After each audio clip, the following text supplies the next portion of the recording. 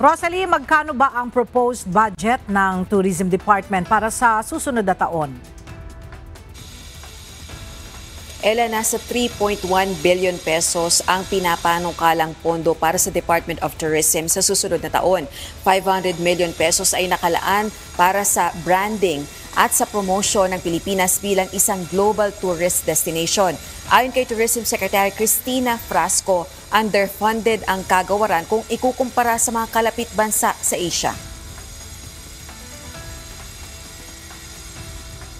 Binanggit din itong tila ang pagpapahayag nito ng suporta sa pagiging independent ng kanyang asawang si Cebu City Representative Duke Frasco ang naging dahilan para atakihin siya ng ilang kongresista. Si Congressman Frasco ay dating Deputy Speaker sa 19th Congress, subalit tumangging bumoto sa pagpapatuloy ng liderato ni late Representative Martin Romualdez ngayong 20th Congress.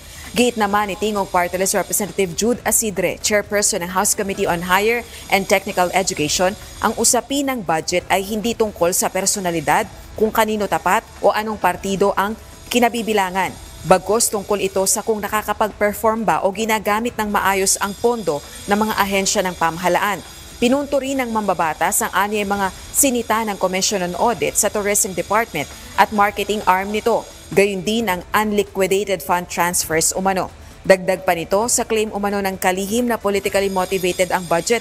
Tanong nito bakit hindi nagsalita ang asawa nitong si Congressman Frasco sa budget deliberations samantalang Deputy Speaker pa ito noong 19th Congress. Sa huli, binigyang diin ni Congressman Asidre na bibigyan ng sapat na oras si Tourism Secretary Frasco para ipagtanggol ang proposed budget ng kanyang kagawaran sa 2026 at buksan ang mga isyong sinasabi nito sa budget deliberations. Ito anya ang proper forum at hindi sa social media. Balik sa iyo, Ella. Maraming salamat, Rosalie Coz.